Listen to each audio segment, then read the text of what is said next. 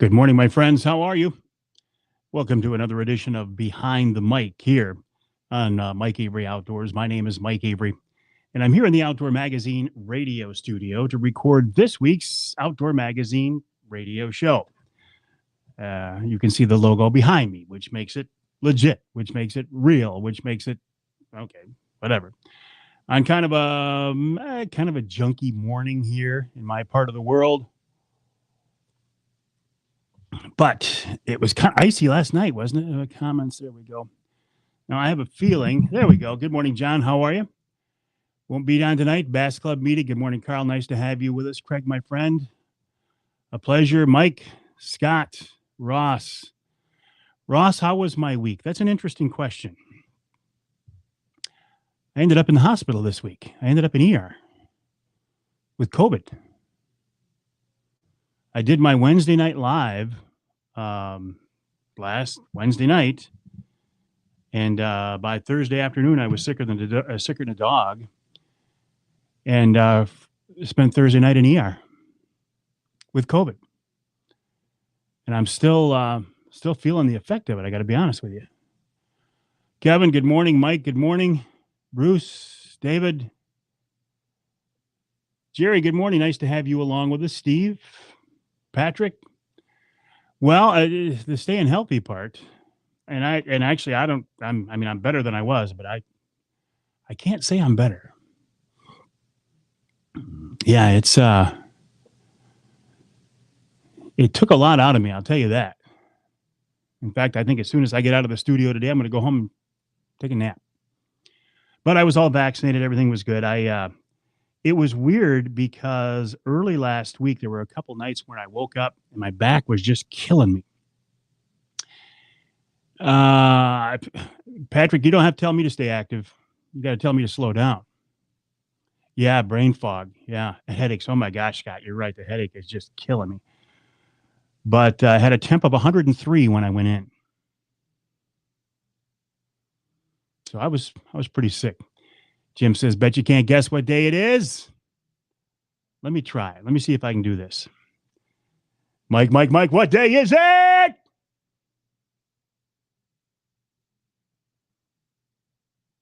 still got it. It's hump day. No, I had COVID, Brian. 103 temp. Couldn't breathe. And a terrible, terrible headache. But I did go home that night. They did not admit me. And I'm obviously still here, so good for me, right? So anyway, we're doing some time shifting this week. Good morning, Adam. How are you? Active. I'd tell him to stay active for today. Pretty hard to slow me down. In fact, the day that I went in the hospital, I was talking to people on the phone earlier. They said, you sound like crap. I said, I'll be fine. I'll be fine.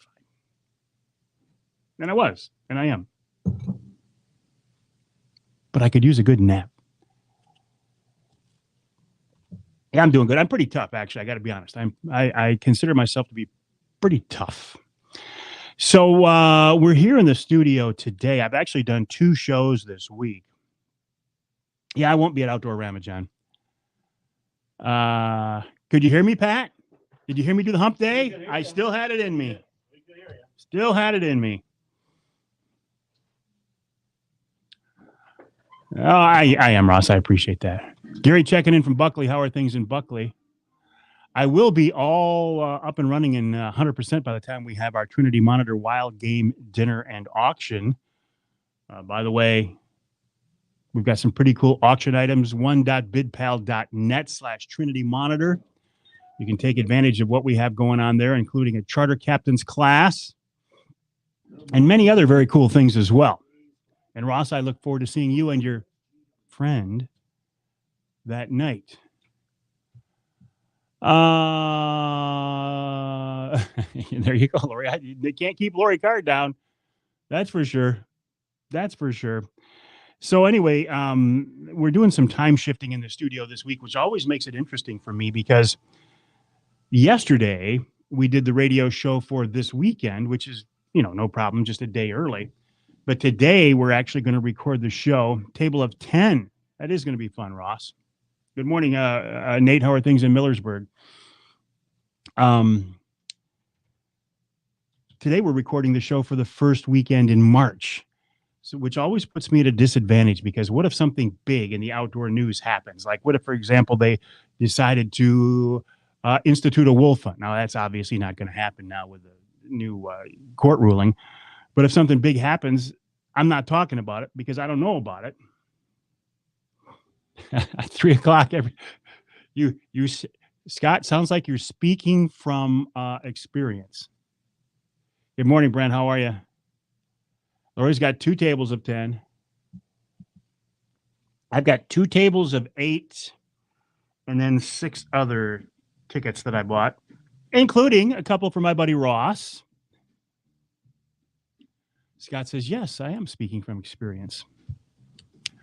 No, it'll be fun. It'll be a great event. I'm really, really looking forward to it. So what else is going on? Again, I'm kind of stumbling and bumbling around here this morning because, for one, I'm in a little bit of a brain fog. I admit that. And I had to do some last minute rearranging of the schedule for the show. And Mike says his naps have lasted for 2 months. His COVID-related nap. Now, Mike, I could be a real jerk and say it could be just because of your age. But I say that in love, right? I'm just kidding. Because I attribute my desire for an afternoon nap sometimes just because it feels good, even when I'm not getting over COVID. Thank you, Bill. I appreciate that. And Mike says, yeah, that too. And Mike, I look forward to seeing you guys. I mean, I'm sorry you had to come home early from Arizona, but I look forward to seeing you guys at that Trinity Monitor dinner. It's going to be a great event. Really looking forward to it. And a lot of people are excited about it. Let's just hope and pray now that we get good weather, right? Because in the past, we've had ice storms. I think we got our ice storm out of the way yesterday, right? So that hopefully won't be a concern. But, it's first weekend in March, and it's Michigan, so you never know. I will tell you, let's see, the show coming up this weekend to the best. I can look. I got it on my phone here because I do want you to know who's coming up on the show this weekend. 2/22, yesterday, 2/22/22. John Cedar is my Saginaw River ice fishing is about done with the high water. Just got all your deer. Yep, that's what I was thinking, Jim. That the Saginaw River is going to be about done now, right? John Cedar is my first guest for the show this week, the one we recorded yesterday. He's with Brenton Arms. I didn't even know this company existed. They make high-quality AR-style hunting rifles made in Lansing. He's my first guest. Then Brent Pike of the Michigan Wildlife Council. In hour number 2, Jimmy Gretzinger of Michigan Outdoors TV. What a great guy. What a great guy. Nick Green of MUCC with another follow-up on the wolf situation. And then in hour number 3, we're talking some springtime open water fishing. No more ice fishing. Springtime open water fishing with Pete Patsalis. He's out on the St. Clair River. And then Wild Game Chef Dave Miner joins me. And we don't do a recipe this week. Dave just tells stories about how he got, and it was interesting, wasn't it, Pat? It was. Yeah, interesting about how he got from his time as a private chef on a yacht owned by a guy who owned an NFL team, and how he got to the restaurant. It was really nice. John says, bring on the open water. I agree. Lori says, I can't wait. Heading to Outdoor Ram on Thursday, Mid-Michigan SCI in Mount Pleasant on Friday and Saturday, then Outdoor Ram again on Sunday. Lori, you do not let any grass grow under your feet, do you? That's the way to live, right? That's the way to live. Better busy than bored. That's my motto. Better busy than bored.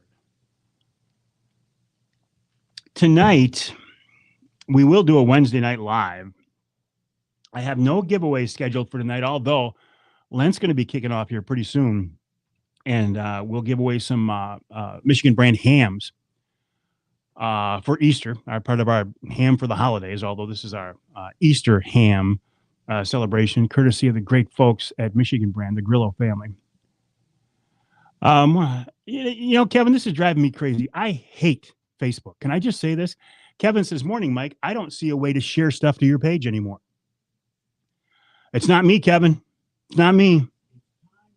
It's not me. That's good, Pat. Yeah. Yep. Yep. 30? Is it a 30, Pat? Yeah.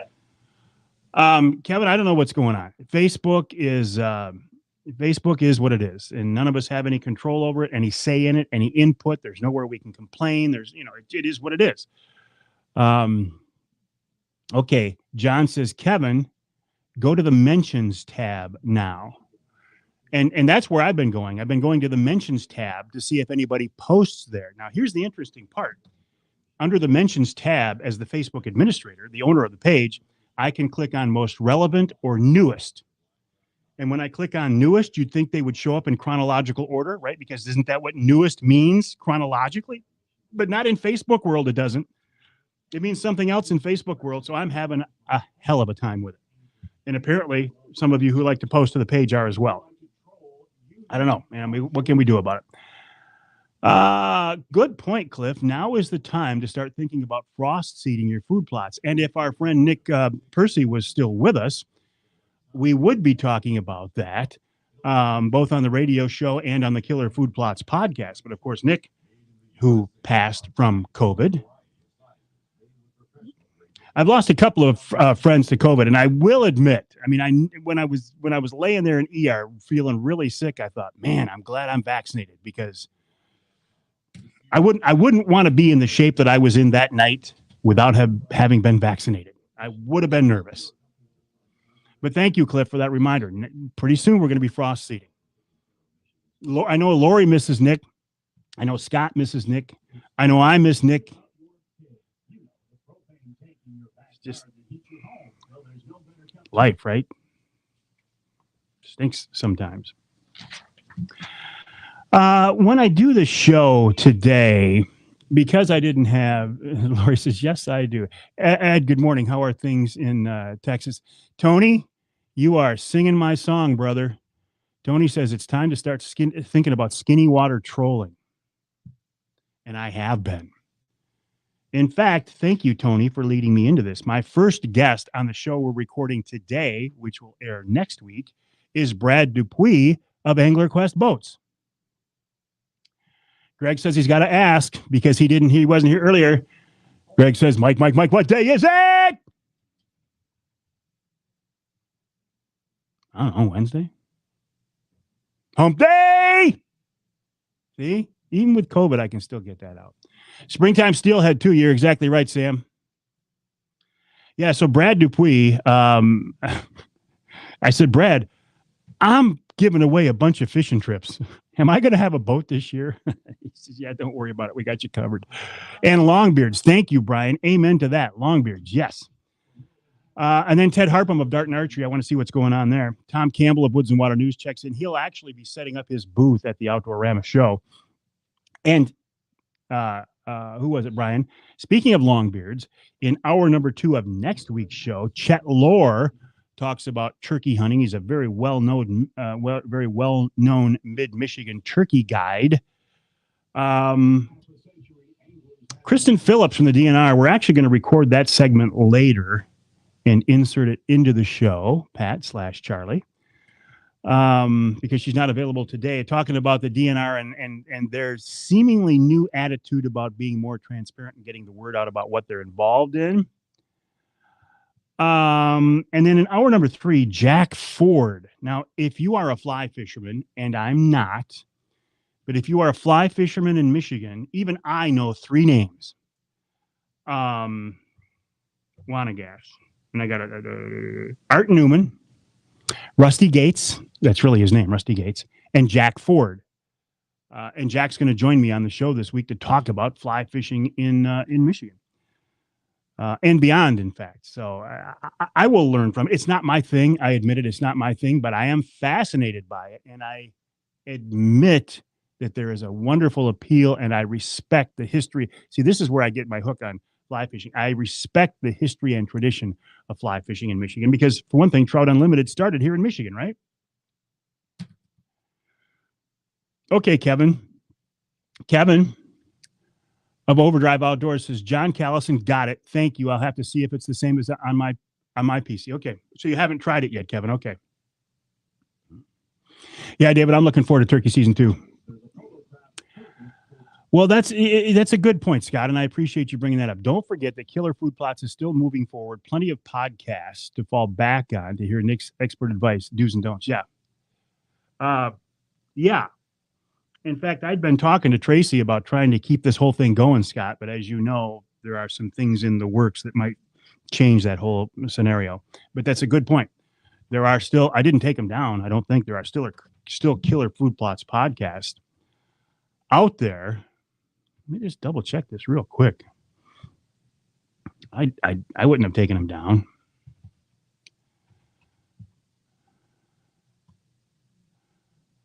I don't think.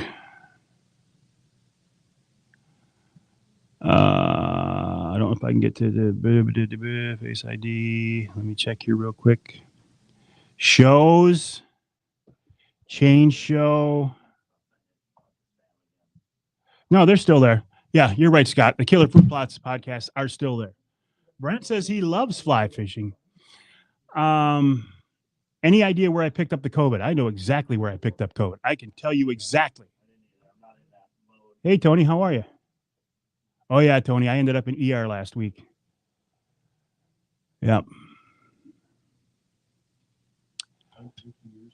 Pretty sick, but I'm doing all right now. Yeah, I picked up COVID. I can tell you exactly. It was a wedding shower, a family wedding shower on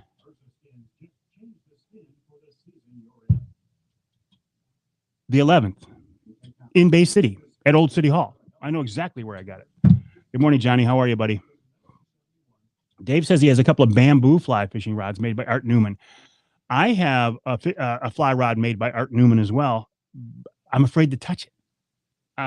Because he ain't making them anymore. So I'm afraid to touch it. I'm afraid I'm going to break it. I don't know what to do with it. Good morning, Sam. How are you? Nice to have you along with us. Johnny, always a pleasure, buddy. Johnny, that project you guys are working on is beautiful. Very nice. Thank you. So, Tony, we'll see you the night of the 5th, right? Yeah, Art Newman, Rusty Gates, and Jack Ford. And I've had Art on the show before. I don't think I've ever had Rusty on the show. Is Rusty even still with us? And Jack is going to be on the show today. Along with Brad Dupuis and Ted Harpham, who, Tony, you will be sitting with. I moved you, Tony. You got bumped from the family table because James and Jess were able to go. So you got bumped next door. You got bumped from the Avery Carpenter family table over to the Friends of Avery table. You'll be sitting with Brad and Bridget Dupuis, Ted and Sherry Harpham, Jeff Godey and his wife, and you guys. Good morning, Dan. Nice to have you along with us.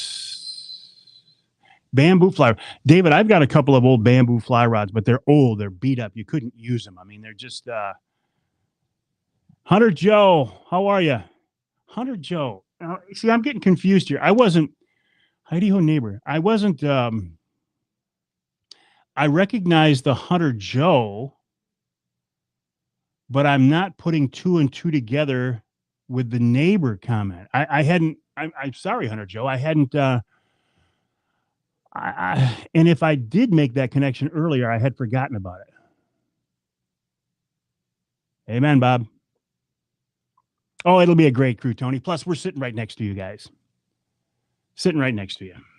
We'll be within slapping distance. You'll be able to pass beers from one table to another without spilling them. Not that Brad Dupuis would ever drink a beer, or Jeff Godey, or you, or Ted, or Sherry. No, that would never happen. How much time, Pat? 3 minutes still. Oh, 3 minutes. Man. Spitball distance. Yeah, Tony, spitball distance. Hunter Joe. Sorry, Joe. I'm not consumers truck.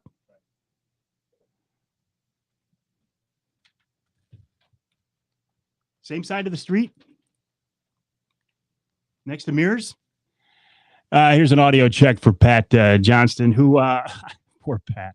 Pat was sitting in the studio with me last Wednesday before I knew I had COVID, so I was not masked up. And when I'm not on the mic today, I will be masked back up. But Pat Pat doesn't like germs, and he does everything he possibly can to avoid germs.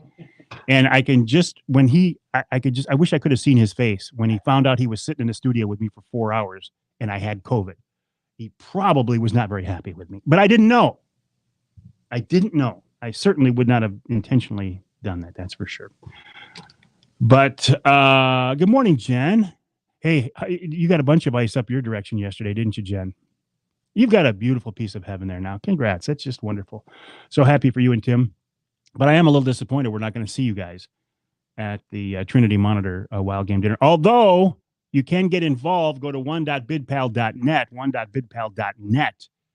and you can, if you are so inclined, just make a direct donation to Trinity, or you can bid on some of the online auction items. Oh, the power's out with you, Jen. Don't you hate that, Jen? Power's out. You guys are going to need a generator up there, aren't you? Might be a good idea. I've always wanted when we had the old house and the power used to go out a lot, I always wanted one of those natural gas generators that fire up when you lose the power.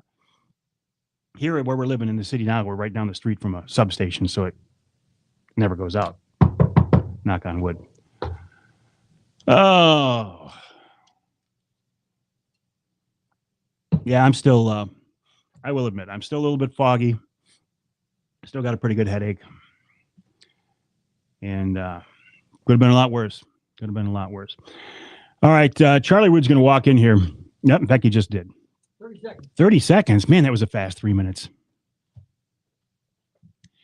All right, my friends, in about 25 seconds, Charlie's going to start the music, and I'm going to switch my focus from this mic, my social media mic, to my broadcast mic. I'll put my official broadcast headphones on, and I won't be able to answer your questions directly. Now, you are going to watch here me try to make something out of nothing, because I recorded a show yesterday. False start. Okay. No. This is always a challenge when I have to fill this first 20 minutes of the show and I have nothing to talk about, because I was in here just yesterday and nothing has changed. I haven't done anything. I haven't been out fishing. I haven't been out hunting. There's no outdoor news to talk about. So if you decide to stick around and see if Avery can pull this off, this is one of these shows that's a challenge. Besides being a little bit foggy and not feeling so great, I don't have much content to work with, and we're time shifting. Again, this show is going to air next week. So in the famous words of Rocky and Bullwinkle, watch me pull a rabbit out of my hat, because if I pull this off, that's what this is going to be. Boom. There we go. Charlie, we're also going to do something different. Segment 3 of hour 2. She can't make it. Her son had to go to the doctor. He got hurt playing ball. So I'm going to record that segment tomorrow from my home studio and send it to you to get inserted, okay? Edit it in. Okay. All right. All right, my friends, listen, thank you for your indulgence. I will work my way through the day. Hey, we're going to talk spearing, Jeff, next week. All right, my friends, have a great day. See you tonight for another edition of Wednesday Night Live as I power through my COVID fog. Well, thank you, Ken Hunter, for that introduction, and welcome to another edition of the Outdoor Magazine show right here on the Outdoor Magazine Radio Network. More than 30 stations across the great state of Michigan. And I'm here every week. I mean, every week. How does that happen? How am I here every week for 3 hours talking about the great outdoors, the history and tradition of hunting and fishing and shooting and trapping, and wildlife issues and conservation issues, and wild game cooking? Avery, how do you do it? Some weeks it's harder than others. Welcome to the month of March, by the way. What I call March one of those shoulder months, right? It's kind of it's not winter, but it's not springtime. It's kind of right on the shoulder, and you never know what it's going to be, but you can pretty well be assured you're going to see a little bit of everything in March.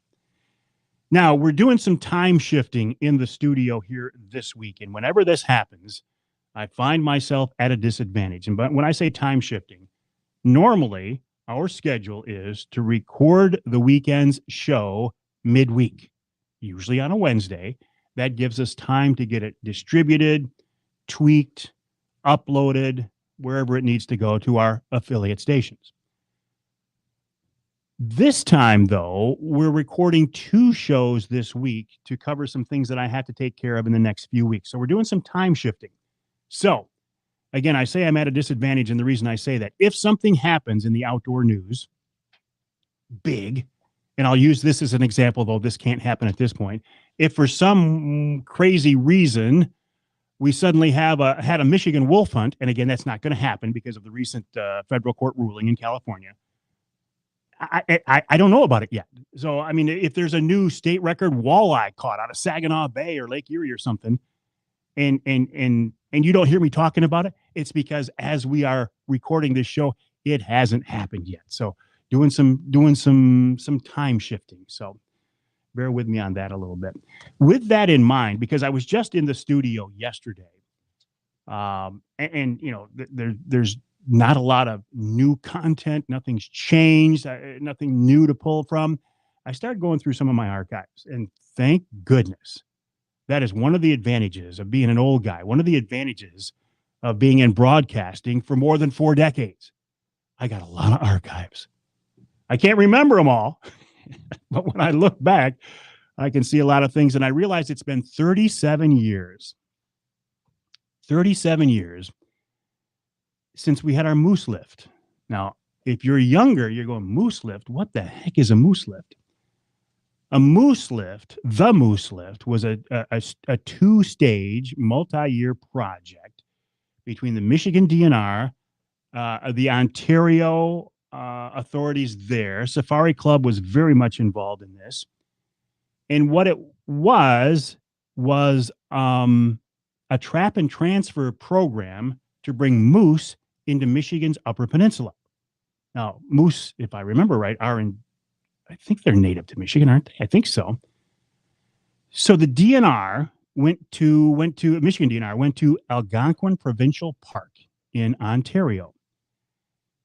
And they sent up helicopters. Now, this is really pretty cool. I've covered both ends of this. I saw this. It was cool. They sent up helicopters with guys leaning out the side of these helicopters. They'd fly over the moose. They'd shoot a net over them. The moose would get tangled up and fall to the ground. Guys would jump out of the helicopters, jump on the moose, tranquilize them, give them some antibiotics. If they were a bull, they'd cut the rack off. I almost said horns. They're not horns because they grow back every year, because they didn't want to get hurt. They'd put them in a crate. They put them in crates, stand-up crates, put them on a truck, and they drove them from Algonquin Provincial Park in Ontario to, if I remember right, west of Marquette. Again, I think it was a place called Pashiki Great. They did this twice. The first time they brought in 59 animals, and then they went back a couple of years later and grabbed some more, some more primarily bulls. Now, they told us 37 years ago that the goal was, and they were quite sure that they would have 1,000 animals in the UP by the year 2000. And they had also, they never came right out and promised it, but in my opinion, certainly alluded to the fact and teased us with the fact that the goal was to have a limited Michigan moose hunt, similar, but on a smaller scale to our Michigan elk hunt. We never reached that 1,000 animals. You can debate and argue why that never happened. Brainworm was certainly a factor. Predation, wolves. But it was a very, very interesting thing to see. And there are still some some moose wandering around the UP, descendants of that. You might remember one early on was called Gulliver because this young male traveled a lot of the Upper Peninsula just wandering around. So also as I'm thinking of content for this week, and Lord knows if you look around the general news, the mass media, there's an awful lot of bad news out there these days. And I thought, all right, let's take a few minutes to concentrate on some good news. And in the outdoors here in Michigan, there is a lot of good news. For one thing, those of us who live here in Michigan, I am strongly convinced, I am absolutely convinced we live in the greatest state in the country. Is everything perfect about Michigan? Absolutely not. Are there things that I don't like? Absolutely. Absolutely. But is there anywhere else I would rather live? Nope. I have been blessed to travel much of this country, Canada, and a decent part of the world on hunting and fishing adventures. And I always looked forward to coming back home to Michigan. There is nowhere else I would rather live. Would I like to jump down to Florida for a few days in the middle of the wintertime when it's really nasty? Sure. Do I want to live there? Absolutely not. I think this is a great state. I consider myself blessed to live here and to grow up here, and to be able to have a career here in Michigan, concentrating and focusing on the outdoors. Interest in the outdoors still is up. Now, of all the bad things from COVID, one of the good things COVID did was get people involved and reinvigorated in the real world and the natural world. And that trend does seem to be continuing. Okay, what else? Let's talk about good news, right? Turkey season is coming up. I've said this before and I'll say it again. There are certain things I've seen in my life that I consider to be outstanding, wonderful conservation success stories. Turkeys in Michigan is one of those. When I was a kid growing up on the west side of the state, we didn't have turkeys. I never saw a turkey. The thought of turkey hunting wasn't even an option for me. And now it has grown into and developed into one of my favorite things to do in the outdoors. It's something I look forward to every springtime. And how did they get here?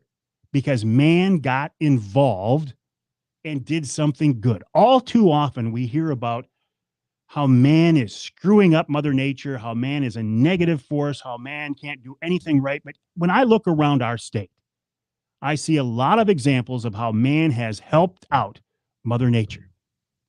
Turkeys, one example. How about the walleye fishery? World-class walleye fishery. I keep expecting to see a new state record walleye anytime.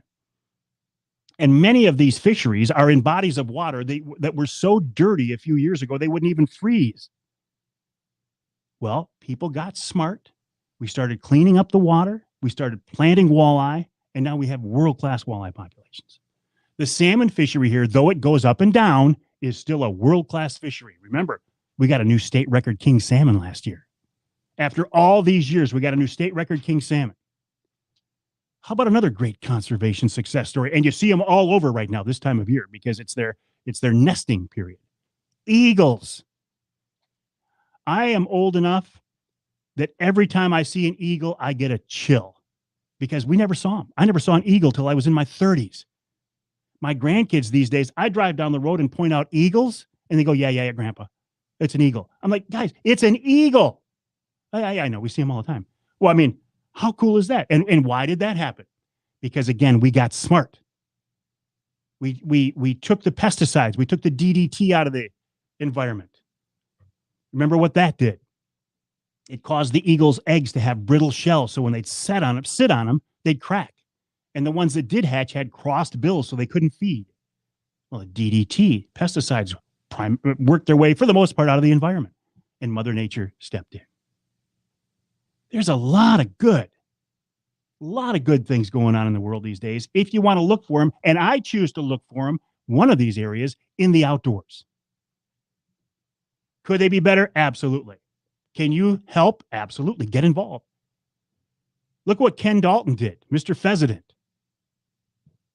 Check out the Michigan Pheasant Hunting Initiative. See what one guy did. John Durka, who I'll have on the show next week talking about spearing in Michigan. One man. We can still have an impact. I know it sounds esoteric and all shiny and beautiful and unicorns, but man, we can still do it. Got to work at it. Take a break here in the Outdoor Magazine show. When we come back, Brad Dupuis, speaking of a guy who works at it, Brad Dupuis, Mr. Anglerquest, the guy who came up with the original concept. I want to see where they're going these days. Ted Harpum of Dart and Archery and Tom Campbell of Woods and Water News, all coming up in hour number 1 of this week's Outdoor Magazine.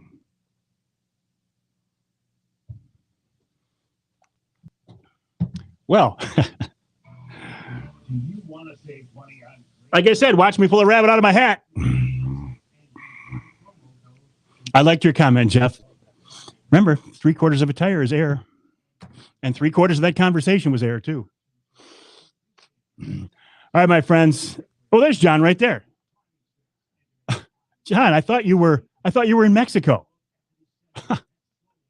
You heard my plug for you. That's wonderful. Jeff Hammond, John Dirtka, you guys need to talk. You're kindred spirits when it comes to spearing. You guys need to talk. Private message each other. All right, my friends. I'm actually quite happy that I was able to pull that off. So I'm going to move on and get through the rest of the show. And then we will do another Wednesday Night Live tonight at 7 o'clock. In the meantime, have a great day.